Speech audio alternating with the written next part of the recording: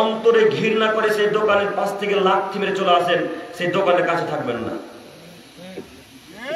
অন্যায় কাজে বাধা দেওয়া সম্পর্কে আপনাকে দেখাতে চাচ্ছি, আল্লাহ নবী বলছেন এইভাবে যদি কোনো মানুষ বাধা দিয়ে চলে আসে তাহলে তার অন্তরে সব থেকে ছোট ঈমানটা কাজ করে।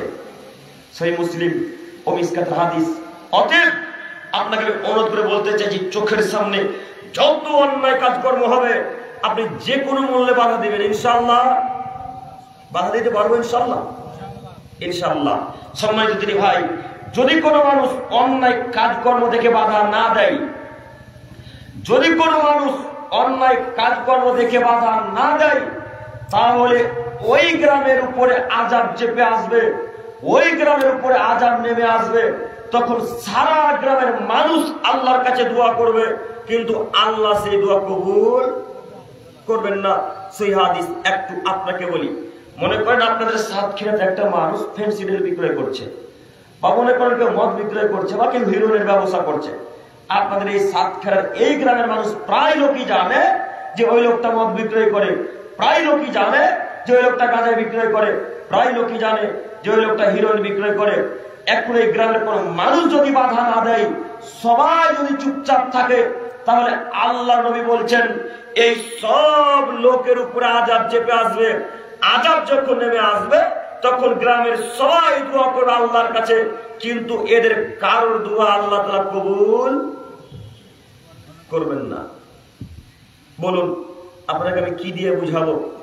আপনি চোখের সামনে দেখছেন যে আপনার ছেলে অন্যায় কাজকর্ম করছে, তবু আপনার ছেলেকেই তো নিষেধ করতে পারেন না, তাহলে চায়ের দোকানে বিড়ি বন্ধ কিভাবে করতে পারবেন?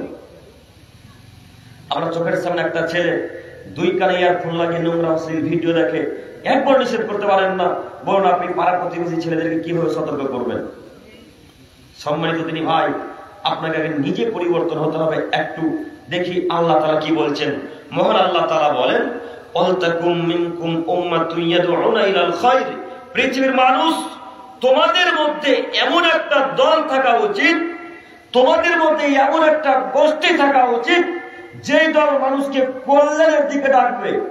ইয়ামুরুনা বিল মারুফ, তারা সৎ কাজের আদেশ করবে, ওয়া ইয়ানহাউনা আনিল মুনকার, মন্দ কাজে বাধা প্রদান করবে। উলাইকা হুমুল মুফলিহুন, তারাই হবে সফল মানুষ, তারাই হবে কামিয়াবী মানুষ। একথা আল্লাহ তাআলা বলেন।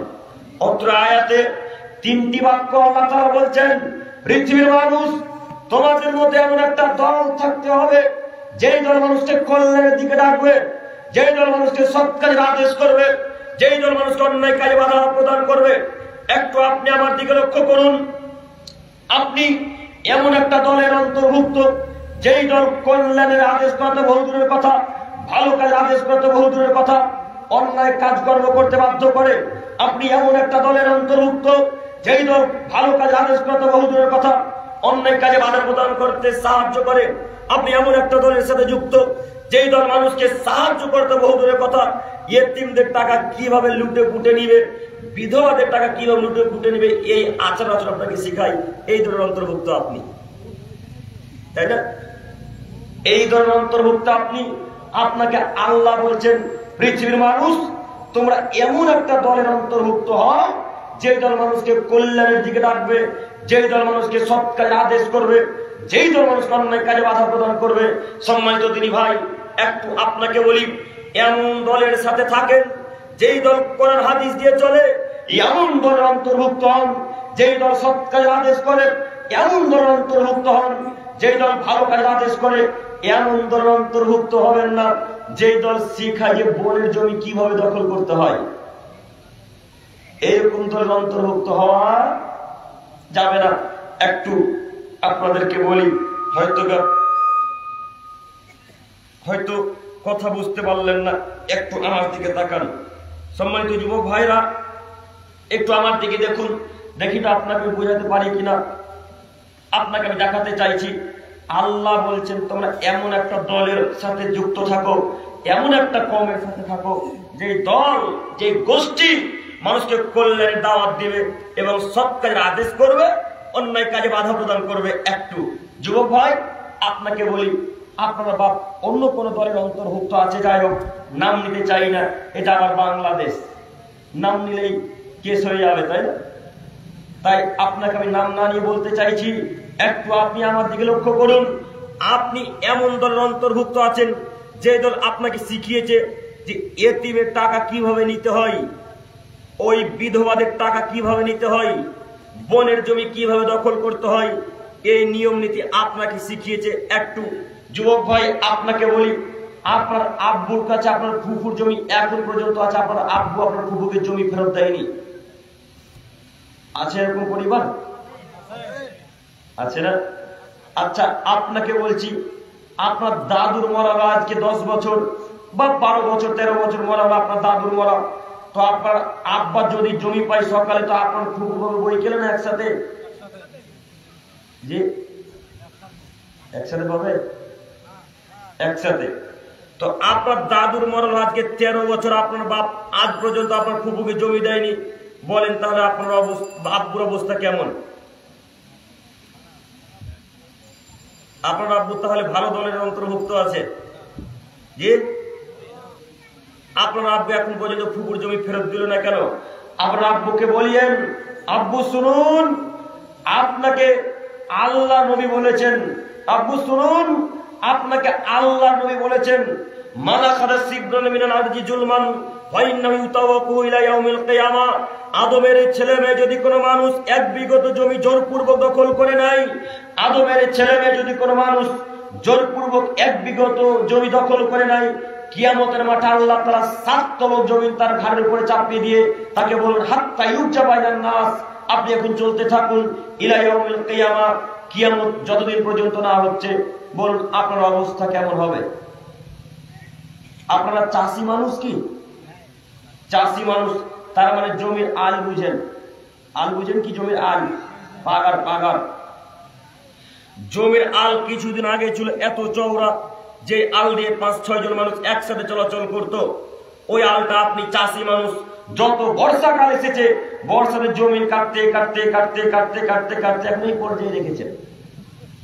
হ্যাঁ এই পর্যায়ে রেখে এসেছেন, তাহলে আপনি কি মনে করছেন আপনি খুব দামি মানুষ? আপনি অত্যাচারী মানুষ। জমি নিয়ে কি কিয়ামতের মাঠে বুঝিয়ে দিতে হবে যার জমি। সম্মানিত দিনী ভাই, সম্মানিত যুবক ভাইরা, সম্মানিত মুরব্বী সাহেব, আপনাকে বলি, আপনি যে বনের জমি রেখেছেন, বনের জমি যদি 2 কাঠা আপনার কাছে থাকে, কিয়ামতের মাঠে 2 কাঠা নেকি বুঝিয়ে দিতে হবে। বনের জমি যদি 1 কাঠা থাকে, কিয়ামতের মাঠে 1 কাঠা জমি বুঝিয়ে দিতে হবে। সম্মানিত যুবক ভাই আপনাকে বলি, আমরা আব্বাকে বলুন, আব্বু আপনি আমার বনের জমি ফেরত দিয়ে দেন, আপনি ফুফুর জমি ফেরত দিয়ে দেন। ফুফুর জমি নিজের কাছে রেখে পরকাল হারাবেন না, ফুফুর জমি নিজের কাছে রেখে পরকাল হারাবেন না, ফুফুর জমি নিজের কাছে রেখে আপনি পরকাল হারাতে রাজি নই আমরা। ফুফুর জমি ফেরত দিয়ে দেন। ফুফুর জমি 1 কাঠা রেখে আমরা কি করব? ফুফুর জমি 1 বিঘা রেখে আমরা কি করবো আব্বু? অতএব ফুফুর জমি আমরা ফেরত দিয়ে দেবো।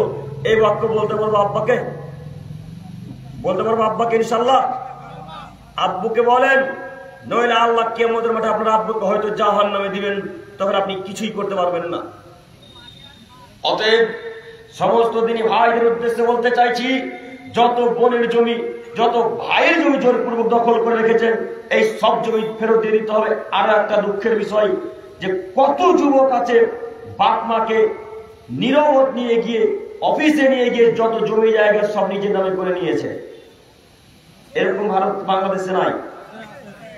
আছে, আমাদের ভারতেও আছে। বাপ মাকে নিয়ে গিয়ে রেজিস্ট্রি অফিসে যত জমি জায়গা আছে সব লুকিয়ে নিজের নামে করে নিয়েছে। এরকম ভাই পৃথিবীতে অনেক আছে। তাই সেই ভাইদের উদ্দেশ্যে বলতে চাইছি, শুনুন সম্মানিত তিনি ভাই, আপনাকে বলি, যত ভাইয়ের জমি দখল করেছেন সব ভাইয়ের জমি কিয়ামতের মাঠে দিয়ে দিতে হবে। এখন আপনার নেকি যদি থাকে 1000, আপনার 2টা ভাই নেকি পাবে 2000, এখন কি করবেন? 1000 নেকি ভাইকে দিয়ে দিয়ে আর 1000 নেকি যত পাবে আপনার ভাই, ওই ভাইয়ের পাপ আপনার ঘাড়ে চাপিয়ে দিয়ে আল্লাহ আপনাকে বলবেন এখন আপনি জাহান্নামে যান। অতএব আপনি ভাইয়ের জমি দখল করে কেন জাহান্নাম কিনতে চাইছেন? ইনশাআল্লাহ ভাই বোনের জমি ফেরত দিতে পারবো, ইনশাআল্লাহ। ইনশাআল্লাহ ভাই বোনের জমি ফেরত দিয়ে দেন, নইলে পরকাল খুব জটিল ও কঠিন। একটু আপনাকে বলতে চাইছি যুবক ভাই, আপনি অন্যায় কাজে বাধা দিবেন, এটাও একটা অন্যায় কাজ। আব্বুকে বলতে হবে, আব্বু এটা অন্যায় কাজ, ফুকুর জমি ফেরত দেওয়া লাগবে, ফুকুর জমিকে ফেরত দিয়ে দিতে হবে। সম্মানিত মুরব্বী সাহেব, আপনি যদি ভালো দলের অন্তর্ভুক্ত হন, ভালো কাজে আদেশ করেন, অন্যায় কাজে যদি নিষেধ করেন, তো আল্লাহ শেষ অংশে গিয়ে বলছেন এরা হলো সফল মানুষ, তার মানে এরা জান্নাতে যাবে। অতএব আপনাকে অনুরোধ করে বলতে চাইছি, ওই দলের অন্তর্ভুক্ত হন যেই দল কোরআন হাদিস মোতাবেক চলে, ওই দলের সাথে থাকুন যেই দল আপনাকে সৎ কাজে আদেশ করতে বলে। এমন দলের সাথে থাকবেন না যেই দল আপনাকে বিড়ি পান করা শিখায়, যেই দল আপনাকে মদ পান করা শিখায়, যেই দল আপনাকে গাঁজা পান করা শিখায়, যেই দল পিতা মাতার জমি জায়গা কিভাবে দখল করে নিতে হয়, পিতা মাতার সাথে কিভাবে খারাপ আচরণ করতে হয়, এরকম দলের অন্তর্ভুক্ত থাকবো না ইনশাআল্লাহ, ইনশাআল্লাহ। তবে আপনাকে আর একটা কথা বলি, ভোট পদ্ধতিতে কোনোদিন নামবেন না ইনশাআল্লাহ। আপনারা নেমেছেন কেউ? বড় আশ্চর্য লাগে, পুরুষ মানুষ ভোট পদ্ধতিতে আগে নামতো দেখেছি, এখন মহিলারাও নামে। হ্যাঁ, এখন মহিলারাও নামে। এত অশিক্ষিত হলে পারা যায়, ওর স্ত্রী আগে আগে চলে, ও পিছন পিছন চলে। তার মানে ওর স্ত্রী এমএলএ, ওর স্ত্রী মেম্বার চেয়ারম্যান, আর ও মেম্বারের নিচে। তো স্ত্রীকে যদি এরকম দায়িত্ব দেয়, তাহলে তো সমাজ ধ্বংস হবেই, পরিবার তো ধ্বংস হবে। আপনি পরিবারের দায়িত্ব যদি আপনার স্ত্রীকে দিয়ে দেন, তাহলে তার পরের দিন আপনাকে আপনার বাপ মাকে লাথি মেরে বাড়ি থেকে তাড়িয়ে দেবে, আপনাকে মূল্যায়ন করবে না। কেন বলুন তো? ও তো তখন ভেবে নিয়েছে আমি রাজা, আমার হাতে ক্ষমতা, চাবিকাঠি সব আমার কাছে, অতএব আমার উপর কেউ কথা বলতে পারবে না। তো আপনাকে বলতে চাইছি, আচ্ছা মিছিলে যখন বেরিয়েছেন তখন স্ত্রী আপনার আগে, আপনি পিছনে, আর আপনার স্ত্রীর কাছাকাছিতে হাজার হাজার পুরুষ মিছিল গাইছে আপনার স্ত্রীর সাথে, আপনাকে খারাপ লাগে না? খারাপ লাগে না? এটা অন্যায় কাজ নয়? আপনি অন্যায় কাজ কোনটা ভাবছেন তাহলে? যে মদ পান করে শুধু অন্যায় কাজ? আপনি কি শুধু ভাবেন একটা মানুষকে 2 থাপ্পড় লাগায় অন্যায় কাজ? আপনি কি শুধু ভাবেন মানুষকে গালি দেওয়া অন্যায় কাজ? জি না। ডিলার বোঝেন কি? রেশন দেয়, তাই না? রেশন দাতা যিনি রেশন দেয়, ওনাকে সরকার বলেছেন যে প্রত্যেক, এই লোকটা কি মানুষের কল্যাণ করলো? ইনি মানুষের কল্যাণ করলো না ক্ষতি করলো? ক্ষতি করলো। আচ্ছা এবার আপনাকে বলি, আচ্ছা ওই যে ডিলার সাহেব 1 কিলো করে গম দিল আর 3 কিলো করে চাউল দিল, এখন বলেন তো দেখি এর ফলাফল কি? কথা বুঝতে পারেন? এর ফলাফল এখন জাহান্নাম। যদি আল্লাহ ক্ষমা করে সেটা ভিন্ন বিষয়, যদি আল্লাহ ক্ষমা করে সেটা ভিন্ন বিষয়। তবে একটা হাদিস দেখাচ্ছি, সেই মুসলিম মিসকাতের হাদিস, দেখি আপনি বুঝতে পারেন কিনা, ডিলার সাহেব বুঝতে পারছেন কিনা দেখি। আবু হুরায়রা রাদিয়াল্লাহু তাআলা আনহু থেকে বর্ণিত, তিনি বলেন রাসূলুল্লাহ সাল্লাল্লাহু আলাইহি সাল্লামকে একটা গোলাম উপহার দেওয়া হয়েছিল, যে গোলামের নাম ছিল মিদআম। একটা গোলাম আল্লাহ নবীকে উপহার দেওয়া হয়েছিল, ওই গোলামটার নাম ছিল মিদআম। এই মিদআম লোকটা আল্লাহ রাসূলের উটের পিঠের উপর থেকে হাওদা নামাচ্ছিল। হাওদা বুঝতে পারলেন? রাজস্থান বা দুবাই কুয়েত যদি যান, উটের উপরে চলার জন্য একটা জায়গা করা থাকে, দেখতে পাবেন। এই জায়গাটাকে হাওদা বলা হয়। এই হাওদা মিদআম নামাচ্ছিলেন। তো নামাতে নামাতে হঠাৎ কোন দিক থেকে একটা তীর আসলো, তীর এসে মিদআমের গায়ে লাগলো। ফাকাতালাহু, মিদআম মৃত্যুবরণ করলেন, মিদআম মারা গেল। তো আশেপাশে যত সাহাবায়ে কেরাম আছে সবাই বলতে শুরু করলেন, হানি আল্লাহুল জান্নাহ, হানি আল্লাহুল জান্নাহ, হানি আল্লাহুল জান্নাহ। মিদআম জান্নাতি মানুষ, মিদআম জান্নাতি মানুষ, মিদআম জান্নাতে যাবে। এই কথা আল্লাহ রাসূলের কানে পৌঁছেছে। এই কথা রাসূলুল্লাহ সাল্লাল্লাহু আলাইহি ওয়াসাল্লামের কানে পৌঁছা মাত্রই আল্লাহর নবী বলছেন, ওয়াল্লাযী নাফসি বিয়াদিহি, সেই সত্তার কসম করে বলছি যার হাতে আমার জান রয়েছে, মিদআম জান্নাতি মানুষ নয়, মিদআম জান্নাতি মানুষ নয়, মিদআম জান্নাতি মানুষ নয়, মিদআম জাহান্নামী মানুষ, মিদআম জাহান্নামে যাবে। আল্লাহর নবী মিদআম কেন জাহান্নামে যাবে একটু বুঝিয়ে বলেন। আল্লাহ নবী বললেন, শোনো, মিদআম খাইবার যুদ্ধের মাল বন্টনের পূর্বে একটা চাদর আত্মসাৎ করেছিল। মিদআম খাইবার যুদ্ধের মাল বন্টনের পূর্বে একটা চাদর চুরি করে নিয়েছিল, চাদর আত্মসাৎ করেছিল, তাই কারণে বিধান জাহান্নামে যাবে। এই কথা যেমনই বলা, এই কথা আল্লাহ রাসূল যেমনই বলেছেন, যত সাহাবা ইকরামগণ যে যা চুরি করেছিল সব রাসূলের নিকটে নিয়ে চলে এলেন। একটা মানুষ জুতার ফিতা আত্মসাৎ করেছিল। জুতার ফিতা বুঝলেন, ওই যে ছেলেটা জুতা পরে আছে দেখেন, সাদা জুতা, এই জুতার ফিতা, এই জুতার ফিতা একটা সাহাবী চুরি করে নিয়েছিল। তো এসে আল্লাহ নবীকে বলেছেন, আল্লাহ নবী এই নেন জুতার ফিতা। আল্লাহ নবী একটা কথা বলেন না, কেউ যদি একটা জুতার ফিতা চুরি করে তবুও কি জাহান্নামে যাওয়া লাগবে? তখন আল্লাহ নবী উত্তরে বলছেন, সিরাকুন মিনান নার ওয়া সিরাকানে মিনান নার। শোনো, কেউ যদি একটা জুতার ফিতা চুরি করে তবুও জাহান্নামে যাবে, কেউ যদি দুটা জুতার ফিতা চুরি করে তবুও জাহান্নামে যাবে। সহিহ মুসলিম ও মিসকাত। আচ্ছা বলেন তো দেখি, জুতার ফিতার দাম কত? 20 টাকা না? কত? 10 টাকা। আচ্ছা 20 টাকায় ধরলাম। আচ্ছা 20 টাকায় ধরলাম, 20 টাকায় ধরলাম। আচ্ছা 20 টাকা মারার কারণে যদি জাহান্নামে যাওয়া লাগে, 3 কিলো গম মেরে খেলো জান্নাতুল ফেরদাউসে যাবে নাকি? হ্যাঁ, 1 কিলো চিনি মেরে খেলে যদি জাহান্নামে যাওয়া লাগে, 10 টাকা দামের ফিতা চুরি করলে যদি জাহান্নামে যেতে হয়, চাদর চুরি করলে যদি জাহান্নামে যেতে হয়, লক্ষ লক্ষ কোটি টাকা চেয়ারম্যান মেম্বার সাহেব মেরে খাচ্ছে, জান্নাতুল ফেরদাউসে যাবে। যে ও ডিলার সাহেব আপনাকে বলি, ও ডিলার সাহেব আপনাকে বলছি, যত চাল ডাল চুরি করেছেন মানুষের মাথা পিছু, প্রত্যেকটা মানুষের মাথার কাছে গিয়ে ক্ষমা চাইতে হবে, প্রত্যেকটা মানুষের কাছে ভিক্ষা চেয়ে বলতে হবে, জনগণ আপনারা আমাকে ক্ষমা করেন, জনগণ আপনারা আমাকে ক্ষমা করেন।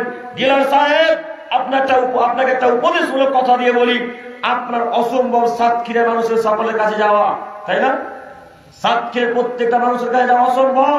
তাহলে আপনাকে বলে যাচ্ছি, আপনি একটা মাইকিং ব্যবস্থা করবেন, মাইক নিয়ে সাতক্ষীরার গ্রাম অঞ্চলে ঘুরে ঘুরে বলবেন, প্রত্যেক মাথাকে পিছু 2 কেজি করে চাল, 1 কিলো করে গম মেরে খেয়ে আপনারা ক্ষমা করেন। যদি সমস্ত মানুষ ক্ষমা করে তো ক্ষমা হবে, যদি সাতক্ষীরার মানুষ ক্ষমা না করে তো জাহান্নামে যেতে হবে। এটা ডিলারের শাস্তি। বলেন, এরপরও চাল ডাল কম দেওয়া হয়। আপনি বোঝেননি ক্ষমতা কাকে বলে, আপনি বোঝেননি দায়িত্ব কি জিনিস। আপনি ডিলারের দায়িত্বটা নেওয়ার জন্য যদি এখন 3 লক্ষ টাকা ঘুষ দিতে হয় তবু দিতে রাজি। জি, আপনি একটা পদ নেওয়ার জন্য, দায়িত্বে থাকার জন্য যদি এখন 5 লাখ টাকা ঘুষ দিতে হয় তবু আপনি রাজি। কেন? 3 লাখ টাকা দিলে তো 3 মাসে উঠে যাবে। হ্যাঁ, 5 লক্ষ টাকা ঘুষ দিলে 5 মাসে উঠে যাবে। এটা তো দায়িত্ব। সম্মানিত মুরব্বী সাহেব, আপনাকে বলছি, আল্লাহ বলছেন তোমাকে সৃষ্টি করেছি মানুষের কল্যাণের জন্য। ও ডিলার সাহেব আপনি কি কল্যাণ করলেন আমাদের? ও মেম্বার সাহেব কি কল্যাণ করলেন আমাদের? কই কল্যাণ কিছুই তো করতে পারলেন না। আপনি কল্যাণ তখনই করতেন যদি 5 কিলোর জায়গাতে 5 কিলোই দিতেন, বা 5 কিলো 500 যদি দিতেন, তাহলে আমাদের উপকার হতো। তার আগে আপনি 3 কিলো কমিয়ে নিলেন, এটা মানুষের কল্যাণ হলো? কথা বোঝাতে পারি না ভাই, আমি কথা আপনারা বুঝতে পারছেন? সম্মানিত দিনী ভাই, আল্লাহ বলছেন কল্যাণের জন্য সৃষ্টি করেছে আমি মানুষকে। অতএব সারা পৃথিবীর মানুষকে বলছি, হে পৃথিবীর মানুষগণ, আপনারা কল্যাণের পথে থাকুন, আল্লাহর কথা মান্যতা দেওয়ার চেষ্টা করুন। আমরা যতদিন থাকবো ইনশাআল্লাহ মানুষকে সৎ কাজের আদেশ করবো, ইনশাআল্লাহ ইনশাআল্লাহ। এবার আপনাকে একটা কথা বলি, আপনি সৎ কাজের আদেশ করবেন, একটু আমার দিকে তাকান। আপনার 2 চোখের সামনে একটা ছেলে ফ্রি ফায়ার খেলছে। ফ্রি ফায়ার বুঝলেন খেলা? বাংলাদেশে এই গেমটা চলে কি? চলে, প্রত্যেকটা দেশেই আছে। তো আপনার এই চোখের সামনে একটা ছেলে ফ্রি ফায়ার খেলছে। তো ছেলেটা ফ্রি ফায়ার খেলতে খেলতে খেলতে বলছে, মার মার মার মার মার মার মার মার মার মার মার মার, এইভাবে কথা বলছে। তখন আপনি আশ্চর্য বলছেন, বেটা কি হলো রে? তো আপনি ফ্রি ফায়ার খেলছে। তখন বাপ বলছে, হ্যাঁ বেটা খেল। তো একে যদি আসলে বাপ বলে তাহলে হিজড়া কে গো? হ্যাঁ, এই লোকটাকে যদি এখন বাপ বলে তাহলে কাপুরুষ কে? কে হিজড়া? কে কাপুরুষ? বাপ বেটাকে বলছে যে বাপ বেটা কি করছো না, তো বেটা আব্বু ফ্রি ফায়ার খেলছি, বাপ বলছে খেলো। ওই সময় বাপের কারণে হয়েছিল বেটা ফ্রি ফায়ার খেলছে, জামাটা ধরে তোমাকে বলে ফ্রি ফায়ার ডিলিট কর, তারপরে কোনো কাজ। আপনি এই বাক্য না বলে বেটাকে বলছেন খেলো বেটা, আপনি নাকি বাপ, এই নাকি সৎ কাজ আদেশ করলেন। আপনি বলে যাচ্ছি ফ্রি ফায়ার যত মানুষ খেলে না কেউ মানুষ নয়, শুধু বাংলাদেশ কেন সারা পৃথিবীতে যে কাজের ফ্রি ফায়ার খেলে না কেউ মানুষ নয়। আপনি জানেন ফ্রি ফায়ার কার তৈরি? কেউ একজন বলতে পারবেন? হাত তোলেন, কে বললেন কার তৈরি? ইহুদিদের তৈরি, খ্রিস্টানদের নয়, ইহুদিদের তৈরি। একটু আপনাকে বোঝাচ্ছি, এবার দেখুন, ওই যে যখন ফিলিস্তিনে মানুষ হত্যা করছিল তখন আপনি দেখছিলেন আর বলছিলেন যে ফিলিস্তিনের সব মানুষকে হত্যা করে দিল, ছি ছি ছি ছি ছি, আমাদের মুসলিম ভাইদেরকে হত্যা করে দিল। আসলে দুঃখের বিষয় গো, বাচ্চা বাচ্চা কন্যা সন্তানেরাকে, ছোট ছোট কন্যা সন্তানদেরকে ফায়ার করে মারা হচ্ছে। দেখেছেন ফেসবুকে ইউটিউবে ভিডিওটা? আরো কষ্ট লাগে, ওই ছেলেগুলো ঘাস খাচ্ছিল, ঘাস। ভিডিওটা দেখেছেন? দৃশ্য যখন দেখি প্রথম দিন তখন চোখ দিয়ে মনে হচ্ছে পানি থামে না। আমি আল্লাহর কসম করে বলছি, আমি একটা ভিডিও দেখার পর ভিডিও ফিলিস্তিনে দেখি যে দুঃখের কষ্টে থাকতে পারবো না, এই কারণে দেখিয়েছিল। তো আপনাকে বলছি, আপনি খুব কষ্ট প্রকাশ করলেন সকালে, আর বৈকালে আবার ফ্রি ফায়ার খেলতে শুরু করলেন। তো এবার আপনাকে বলি, আপনি যে ফ্রি ফায়ার খেলে, ফ্রি ফায়ার খেলে রিচার্জ করতে হয়, তো রিচার্জ করতে হয় না? আচ্ছা, রিচার্জ করছেন, তো এই রিচার্জের টাকাটা কার অ্যাকাউন্টে যাচ্ছে? ইহুদিদের অ্যাকাউন্টে। এই রিচার্জের টাকা সব ইহুদিদের অ্যাকাউন্টে যাচ্ছে। ইহুদিদের অ্যাকাউন্টে গিয়ে এই আপনার রিচার্জ করা টাকা দিয়ে তারা বোম পিস্তল সবকিছু তৈরি করে আপনার মুসলমান ভাইকে হত্যা করছে। আর আপনি বলছেন মুসলমানদের হেফাজত করতে হবে। তো কি হেফাজত করলেন? আপনি ক্ষতি করলেন। রিচার্জ করে আপনি ক্ষতি করলেন না? আপনার টাকা দিয়ে ফ্রি ফায়ার রিচার্জের টাকা দিয়ে তারা বোম পিস্তল তৈরি করে, বোমা তৈরি করে, ওরা বিস্ফোরণ তৈরি, ওই দামি দামি বোমা তৈরি করে আমাদের টাকা দিয়েই। আপনাকে আমি কি দিয়ে বুঝাই ফ্রি ফায়ার আপনি খেলবেন? আল্লাহ নবী বলছেন, যদি কোনো মানুষ লুডু, চোষা, দাবা, ক্যারাম বোর্ড এই যাবতীয় জিনিসের সাথে হাত মিশিয়ে দেয়, তাহলে সে সুয়ারের রক্তের সাথে হাত মিশিয়ে দিল। নাউজুবিল্লাহি মিন যালিক। সুয়ারের রক্ত। বলেন আপনাকে আমি কি দিয়ে বুঝাই?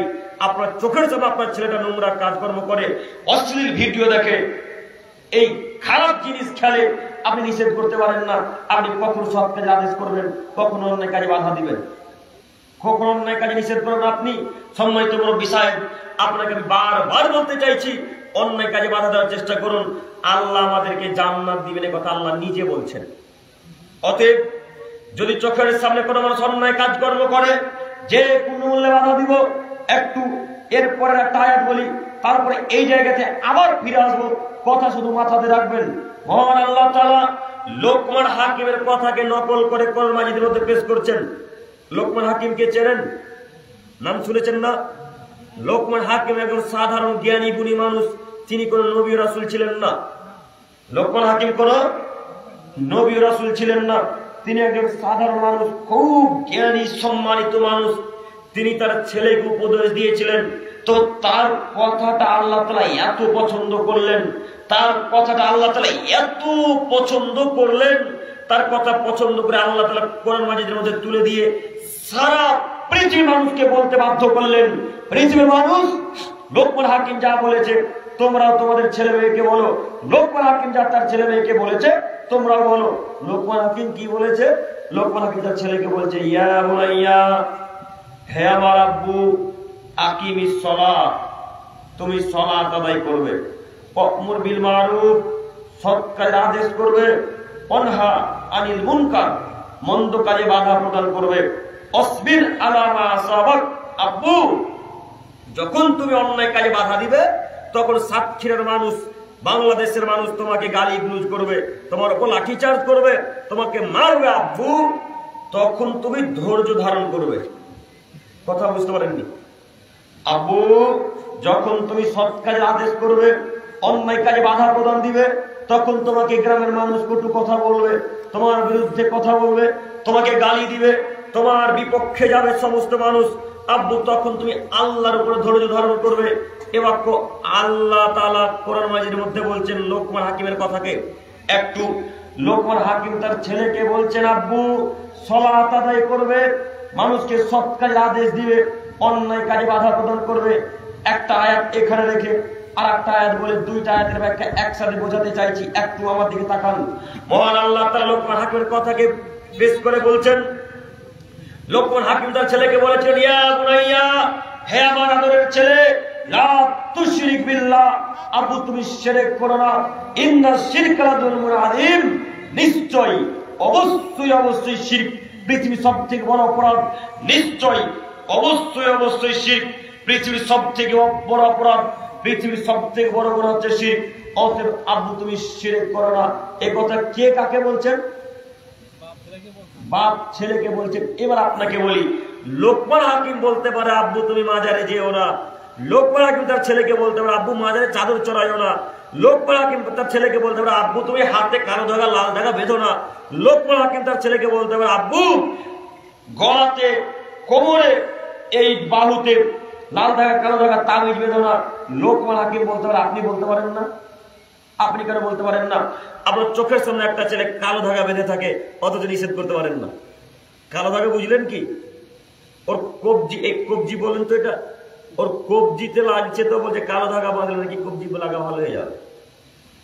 শোনেননি? তার জন্য এই কবজিতে কালো ধাগা বাঁধা থাকে। একটু আপনাকে বলি, লোকমান হাকিম যেমন উপদেশ দিয়েছেন তার ছেলেকে, আপনাকে দিতে হবে। মুরব্বী সাহেব, আপনি কি করেন? আপনার ছেলে একটা বালা পরে থাকে, বালা লোহার বালা পরে, ওই যে লোহার বালা পরে থাকে, আপনি বাধা দিতে পারলেন না? আপনার চোখের সামনে একটা ছেলে হাতে কালো ধাগা লাল ধাগা বেঁধে থাকে, আপনি বলতে পারলেন না? ওই ব্রেসলেট পরে থাকে, আপনি নিষেধ করতে পারলেন না? আপনার চোখের সামনে একটা ছেলে হাতে তাবিজ পরে থাকে, আপনি নিষেধ করতে পারলেন না? কেমন মা, কেমন আপনি পিতা, আপনি শিরক থেকে বাধা দিতে পারেন না? কেমন পিতা, কেমন দায়িত্ব পালন করেন, শিরক থেকে বাধা দিতে পারেন না? সম্মানিত দিনী ভাই, আপনাকে অনুরোধ করে বলতে চাইছি, লোকমান হাকিমের কথাকে কপি করেন, লোকমান হাকিমের কথাকে কপি করেন। আপনাকে অন্যায় কাজে বাধা দিতে হবে। আপনি আমার দিকে তাকান, আপনার ছেলে চোখের সামনে দাঁড়িয়ে পানি পান করছে বা চা পান করছেন, তখন আপনার ছেলেকে বলতে হবে আব্বু ছি ছি ছি ছি ছি ছি, আপনি দাঁড়িয়ে পান করিও না, তুমি বসে পান করো। বলতে পারবো তো ইনশাল্লাহ? বলতে পারবো ইনশাল্লাহ? ইনশাল্লাহ। আচ্ছা, আরো একটা কথা বলি, অন্যায় কাজ কি কি, শয়তানের কাজ কি কি?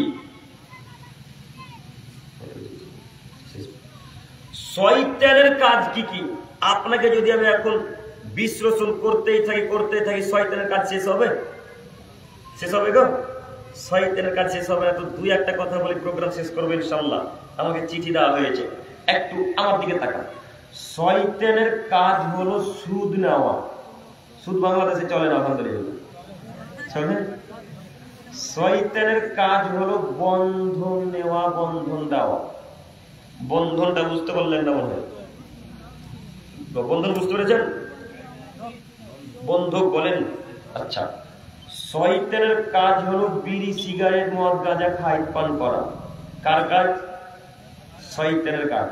আল্লাহি, আল্লাহর কসম, এখন যদি আপনাদের পকেট চেক করা হয় তো এখন মনে হয় বিড়ি আর গুটকা আছে।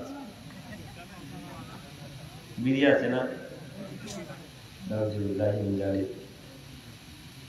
আপনারা একজন কেউ বাংলা পড়তে পারেন? হাত তোলেন তো, বলেন তো কি লেখা আছে পিছনে?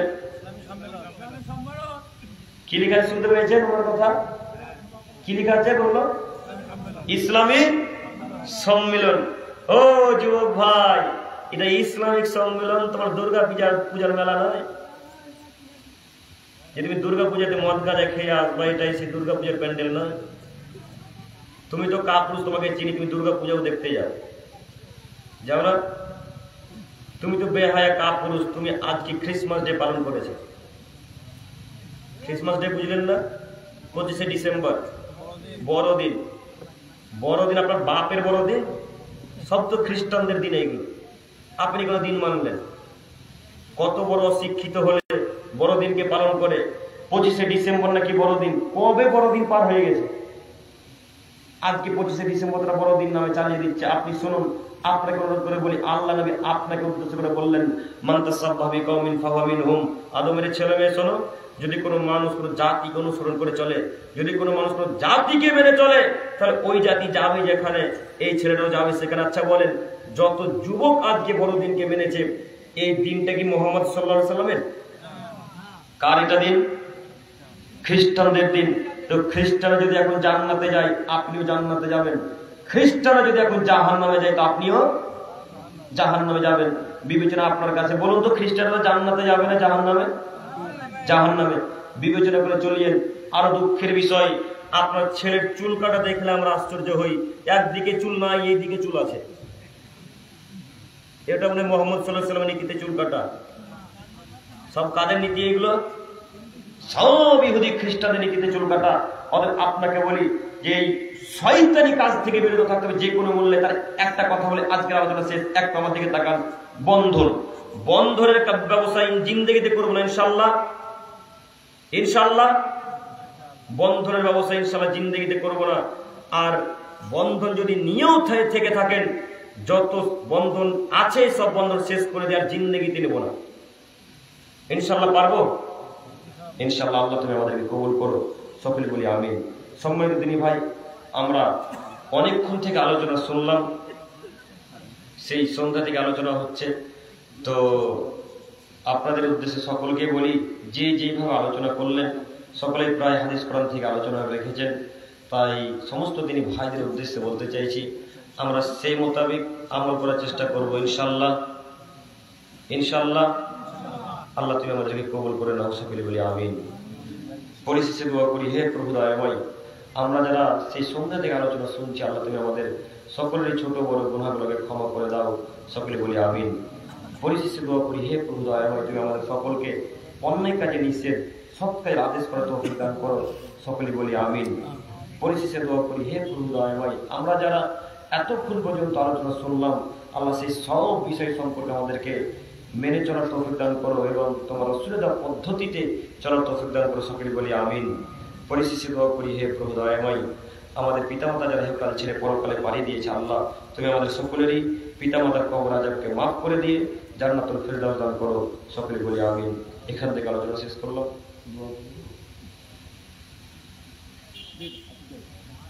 আমি শেষ করি। পরিশেষে দোয়া করি, হে প্রভু দয়াময়, তুমি আমাদেরকে কবুল করে নিও, সকলে বলি আমিন। আসসালামু আলাইকুম ওয়া রাহমাতুল্লাহি ওয়া বারাকাতুহু।